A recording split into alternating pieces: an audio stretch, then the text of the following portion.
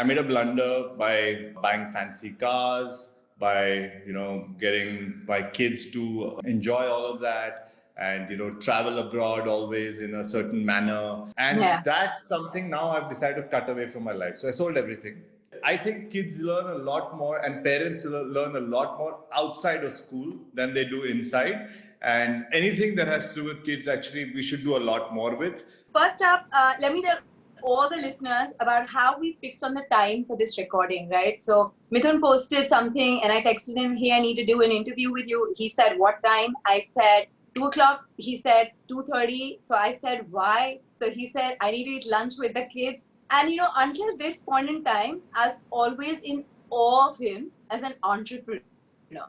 But now I'm like, blown with the fact that you're a super cool dad as well. So is this a COVID phenomenon के time blocking किया है कि नहीं, I might as well be with the kids and eat lunch, or has it always been the case? This kind of time, of course, I've never got in my life. There's a lot of travel, there's a lot of things that happen otherwise, and you rarely get this kind of time.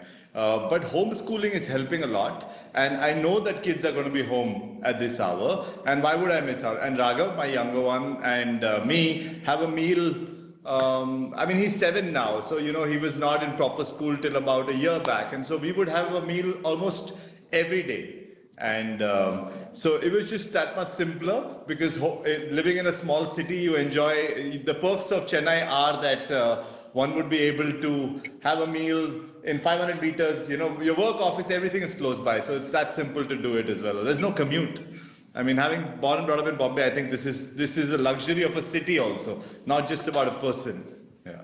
No, absolutely. And I really need to thank you for this one because just before we began recording for this, Mithun was just telling me he doesn't have too many interviews or too many recordings. And I was telling him I couldn't find any literature to actually put down questions, but accept the fact that I've interacted with him, right? And that's largely over calls. So I'm so glad that you're doing this. You agreed to do this at like fraction of a second. I don't know, why was that? Why did I get lucky? But I'm very happy that you agreed to do this. I mean, it's what you do. I mean, you do something with the kids, and I think that's.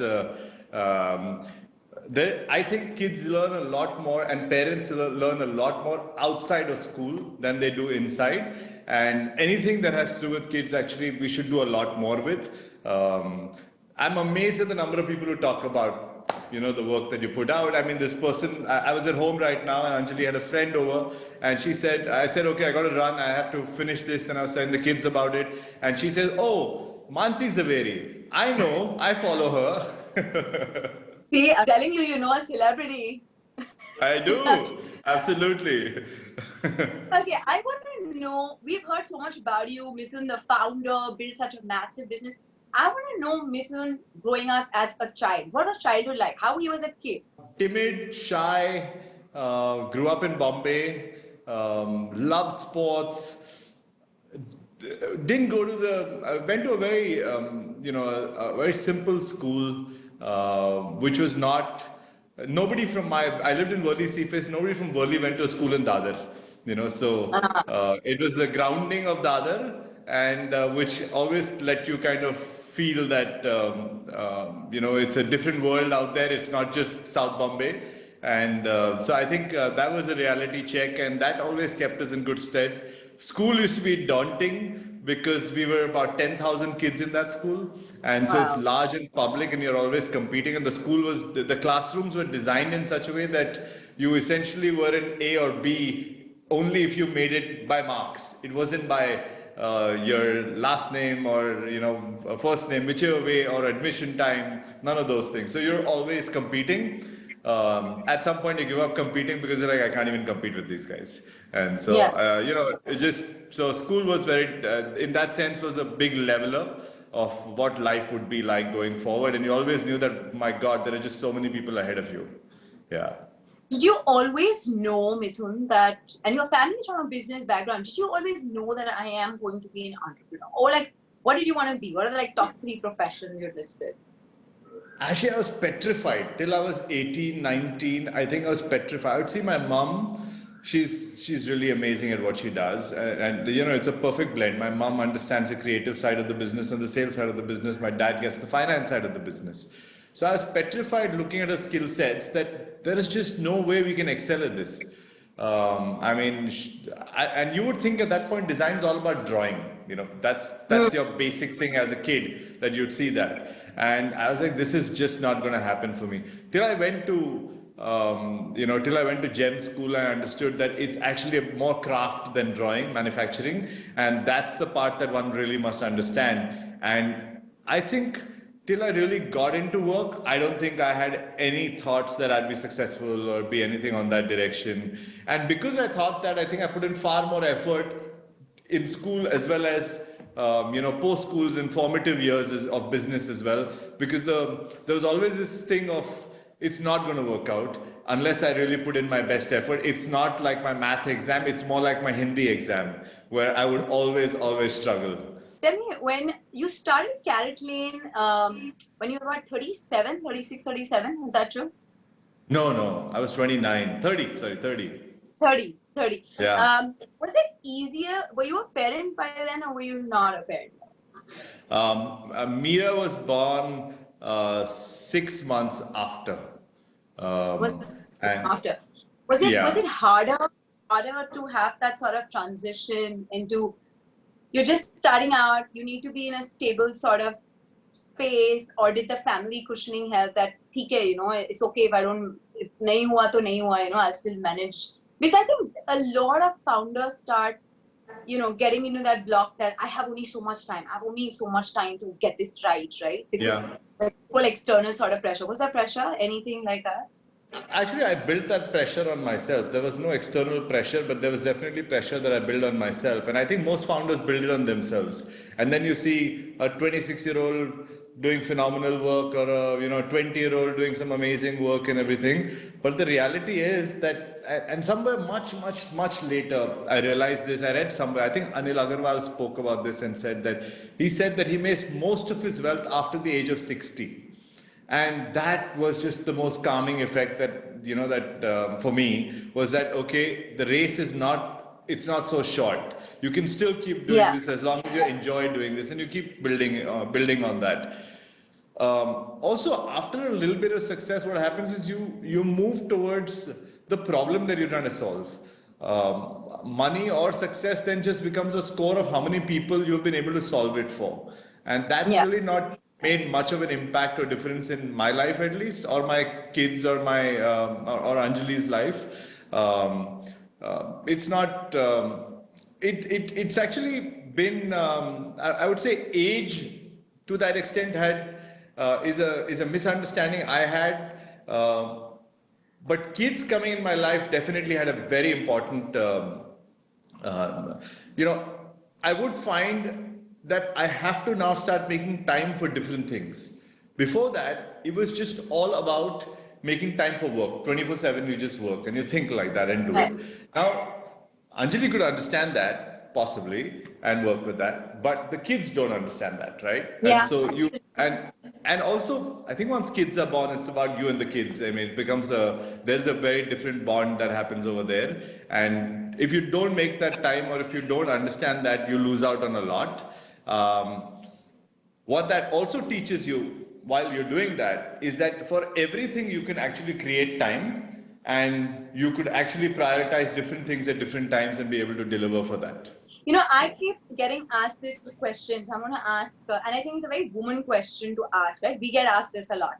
How do you manage work-life balance, right? So I want to ask this to a man.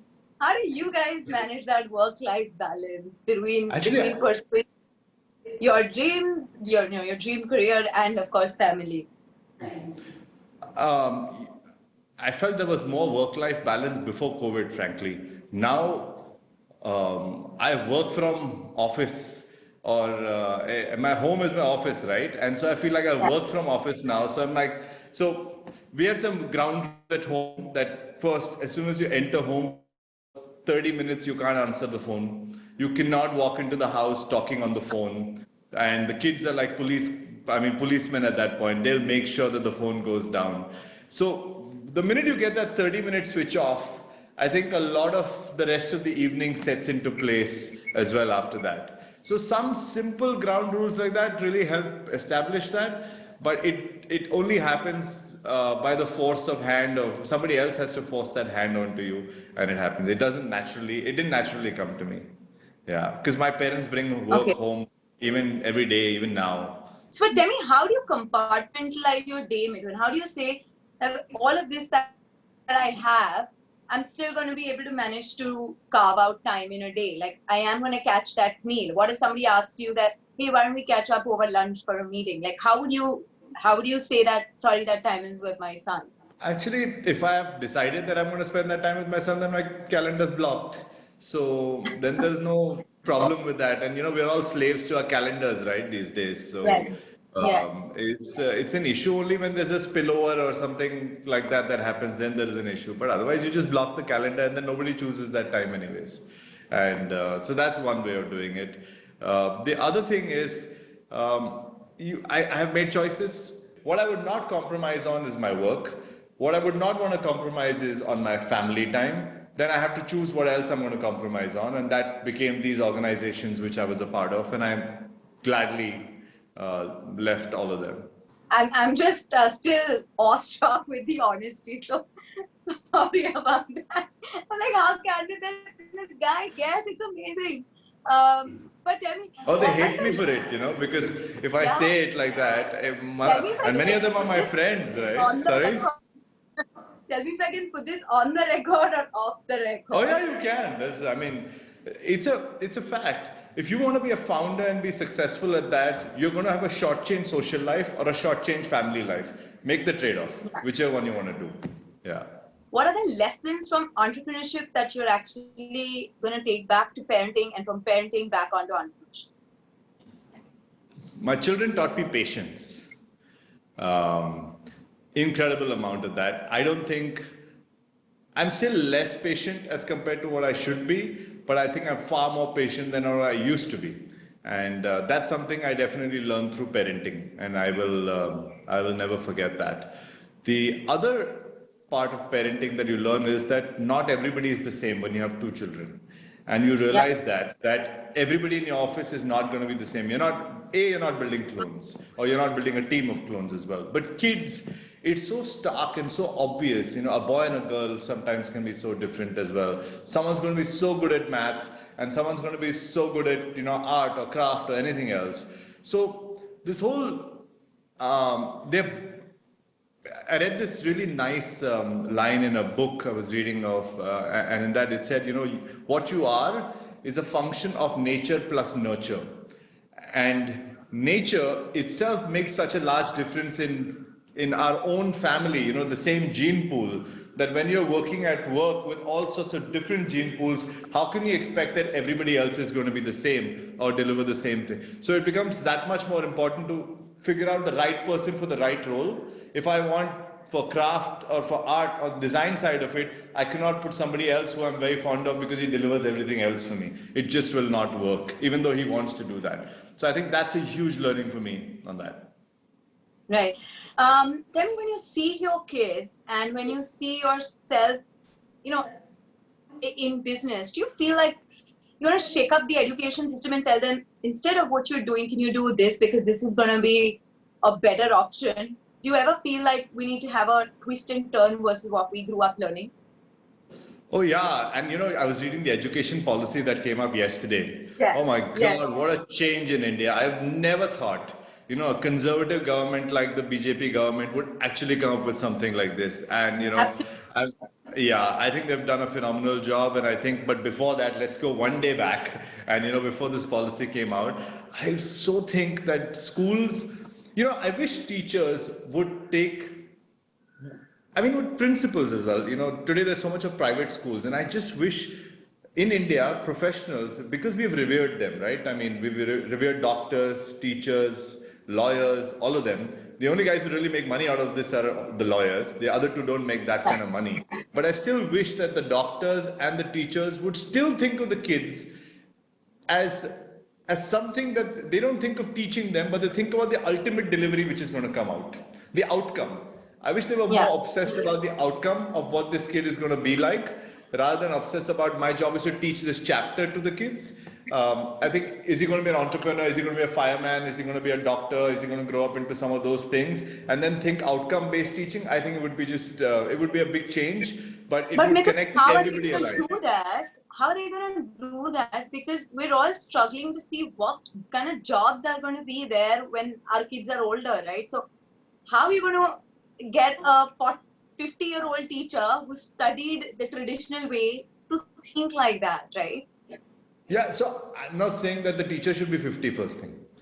The teacher maybe should be 25 years old, and who is Yeah. far more connected today because the age gap, I see the gap there is between me at 40, my colleagues at 30, my other colleagues at 20, and then my children at 7 and 10.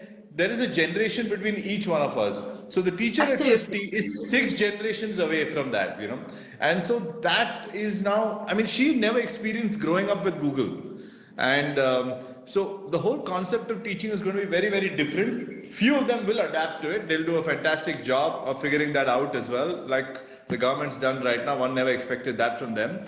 But we possibly need to bridge the gap between the teacher as well as the student first. The teacher should have actually been a millennial. If she is not, she would not. We talk about millennials so much. I think all teachers must only be millennials now for primary school. You should just not have a teacher who's above millennial because they're disconnected from the reality of what this kid is growing up. My kid actually does not ever want to use a telephone because he thinks who talks on a phone without seeing the person. For him, it just doesn't exist in a non-FaceTime world or a non-WhatsApp call world.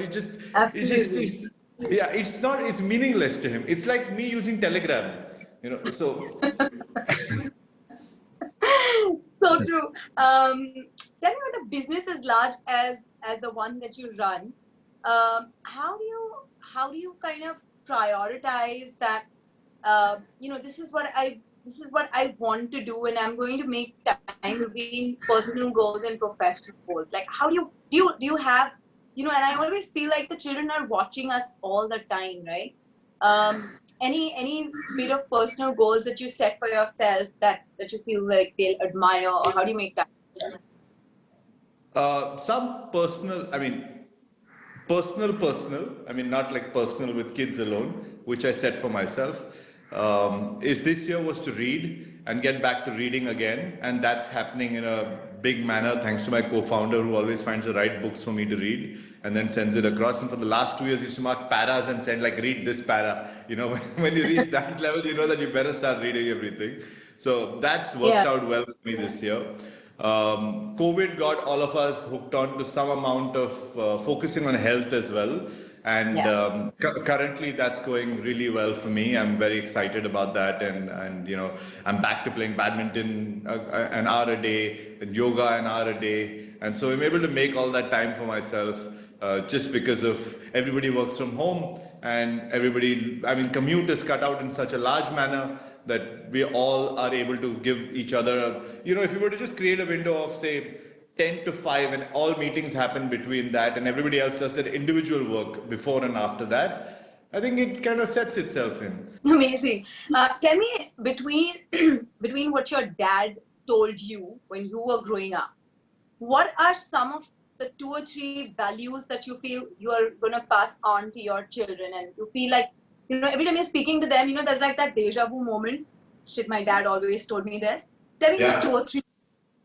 Respect. I think growing up, all of us learned respect a lot, and we all learned exactly how we must be respectful of everybody around us as well. I find that that's one value I would want to pass to my kids because I see a lot of disrespect around us as well. The second is the ability to listen to somebody else's opinion.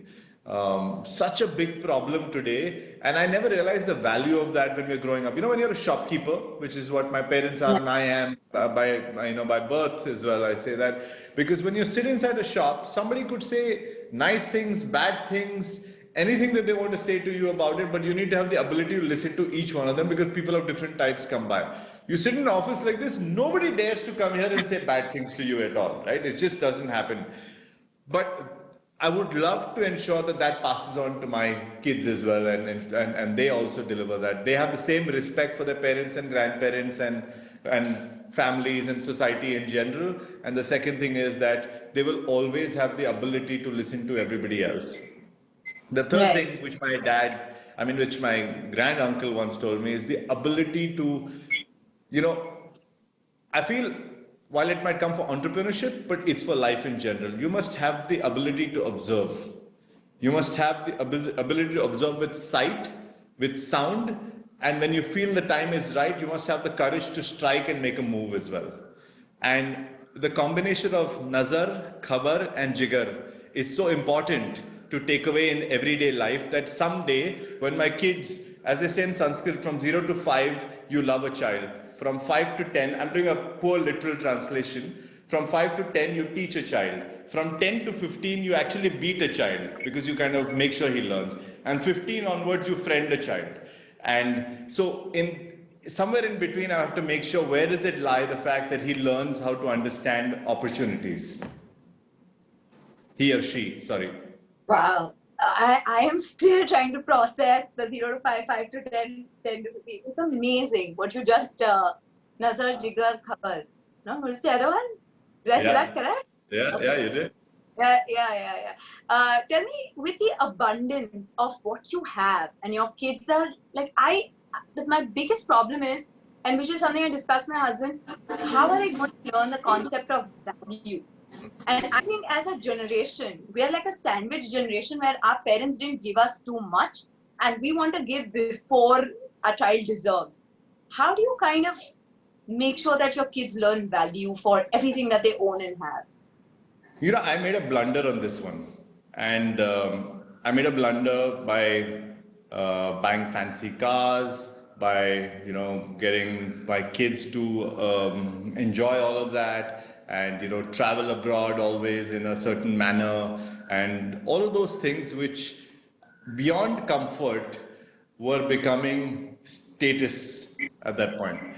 And that's something now I've decided to cut away from my life. So I sold everything, and all the cars are gone. And so we have the Skoda now, which is a great war horse, and that does well. It's still a luxury car, but it's not the one with the badge as such, like that, right? Yeah. All travel beyond, except for America, should now be only economy. And so make sure that discipline comes in as well. Let them, they need to understand what is the right value system to have, what is the value of money as well, and what is the value of, if you're going to start off. I used to say this in my jewelry business. So many times one guy would come to me on the first anniversary and say, hey, I want to buy a 3-carat diamond. And I keep telling him, if you buy a 3-carat diamond for your first anniversary, what will you buy for your 10th anniversary? You completely lost perspective of, of value. And then you better make sure that you have a dividend paying that way for you with inflation at that point. And so I feel the same with kids. I'm sure he bought jewelry always after you from there on, because he's like, this is the guy. He could have sold me a 3-carat, but he's actually not selling. Yeah, well, the wife, I don't know, sent him back or not. So this, and so with kids, I feel that if you have there was one car I always wanted as a kid. It was a remote control car.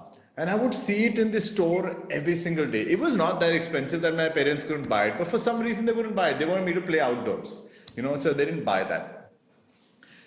Little moments of aspiration that you leave in people's, you don't realize the value it builds for you. My parents possibly didn't realize the result of that thing, but I have never forgotten that. And that has been always staying as aspirational with me all throughout. I mean, it is that you will always after that find that one thing that you would want to work towards or deliver whatever it is and figure that out.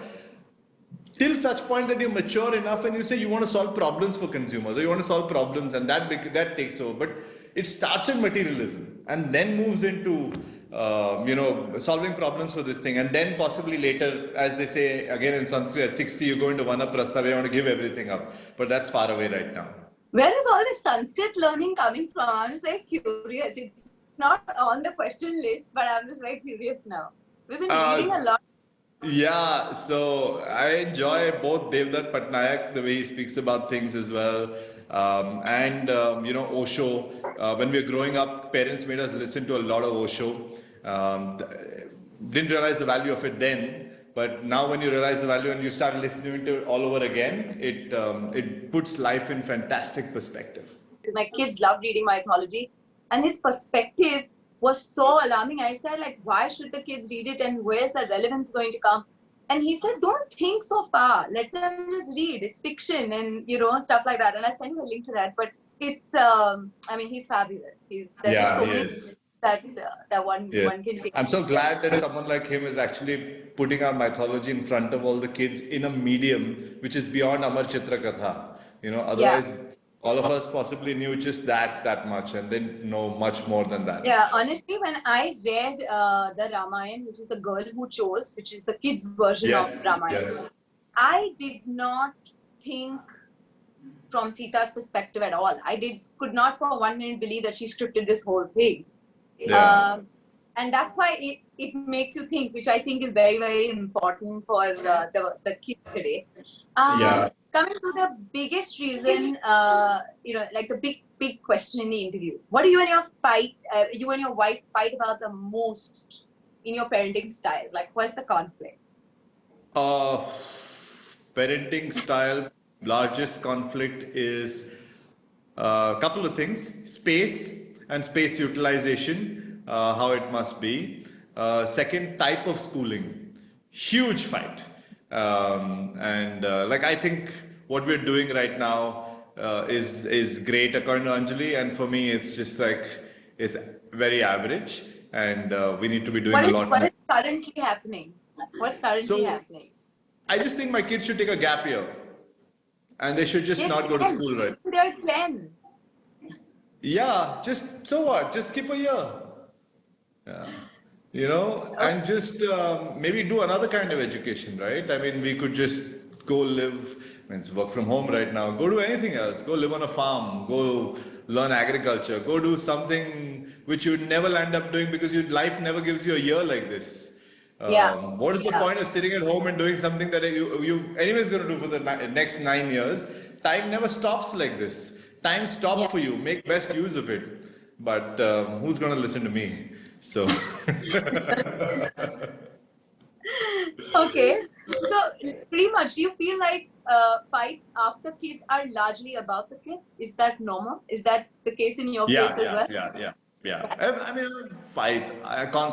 Your life revolves around the kids after that. I mean, your conversations revolve around the kids, and especially when you have negative social life, then even more so, right? I mean, right. She goes out still, and I don't. So then it just becomes sometimes about like, why don't you come out? Yeah, but you don't feel that need for us to socialize. Are you selectively social or anti-social? I feel like I overdid it from the age of like 17 to 30, and I'm done.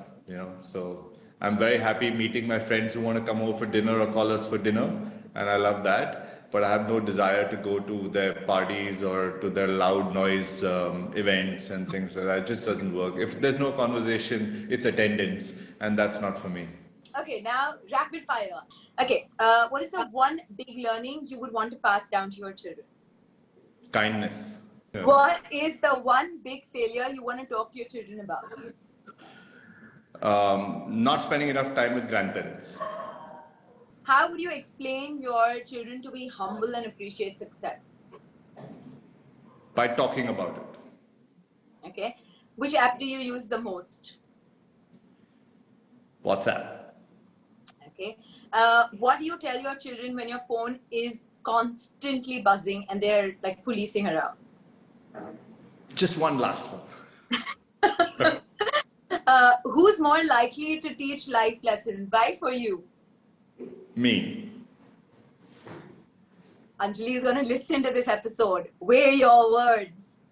Okay. How do you organize your day well enough so you can have family time? Calendar Zindabad. What is scary for you if your child is not innovative or has a risky plan for the future? Non-innovative. Okay. Out of the box learning or going by the book? Which way is the way forward for your children? Out of the box. Okay. DC meeting or parent-teacher meeting, the one that's more stressful? Parent-teacher meeting. Okay. Team member fights or kids fighting, the one that is harder for you to solve? Kids fighting. Customer behavior or your child's tantrums, the easier one to deal with? Customer behavior. You're not giving too much credit to the bachchas, are not fair. No, you're looking at it incorrectly. I'm not giving myself too much credit. I'm not giving my ability too much credit. Okay. One quality my dad taught me, which I will pass on to my children. Discipline. My most used line as a parent. Come on, take one. Take two. I don't know whether this is the most used line. Wow. How's your day? No, you're lying. You don't use that. You. I mean, I No asked him that. conviction. At you. Oh, wait, I have one. Most used line, right? I love you, Meera. Okay. The number of times I have repeated this line, are in our times or when I was small, when you tell your kids, the number of times that you've actually repeated that. Every day once. Okay. How do you tackle the conflict between who's your favorite between the two kids when they ask you that? Luckily, they've never asked me that. You are really lucky. Yeah, they've never asked me that. That can't be a Okay. real problem. Kids You ask have that no question? Yeah. So Wow. I've come up with this. You are my favorite, and the other one is you're my most loved. Both pretty much mean the same. So they kind of. No. Then now- Favorite wins. Favorite wins. I don't know. They've kind of done with it. Abhi 11 or 7 hai. Let it be that way. If they debate it, I'll think about a better solution. Mithun, the dad, is. Indulging. Abhi, what you've given away everything. Now you have to change the adjective. No, ice cream, no, every day. Okay. Mithun, the entrepreneur, is. Focused. One thing I learned from my kids. To smile a lot more. Okay. And the last one, how your secret to raising resilient kids. Make them face adversities early. Awesome. Mithun, you have done fabulously well. You have fared very, very well, I must say. I have to, before we end with this question, which is your advice to parents on how to be better and better for everybody out there who's listening from any of the mistakes that you've done. There are many, many better parents around there. I see them, and I see lots of good parents around. What I have learned watching them is one, that they make a lot of time for their kids, far more time than, and you could make time in the things that you enjoy, and kids will actually enjoy the exact same things also. It happens very, very often. Apple doesn't fall far from the tree. If you really want your kid to excel in life, then let him choose what he'll excel at, and don't impose your desire for him to excel on something else. I love cricket. My son loves football, and I always wanted that I'll be playing cricket with my son, and he just has no desire or interest or anything else. Luckily for me, I have nephews, but I must say that somebody very early told me that when I was feeling disappointed, that let them do what they want to do and they'll excel. Make them do what you want them to do and they'll be mediocre. And I feel that is a very, very important aspect of this. It's a very large general philosophy which I learned over one decision that I had to do. Awesome. Thank you so much.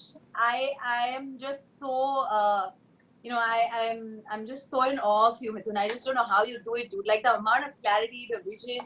I'm just really, it's been such an enriching conversation. And I don't say this to people very often, but thank you so much. Thank you, Mansi, for letting me do this. It was fun to do it, and really, I mean, it's just. I think if we can, I keep telling my kids' principal, and she never takes me up on it. I wish I could go to her school and teach entrepreneurship. You know, I just would love doing that over there. I mean, that's something that I'd love to do. I have no interest. Many guys say come to, you know, back to IMB to teach, or I mean to like be a guest lecturer or do something. That's no fun. The real fun is to be able to break it down and do this with kids. If we can do, if schools would allow Yeah. that, you know, it would be just so much easier. Like you'd connect so much more as well.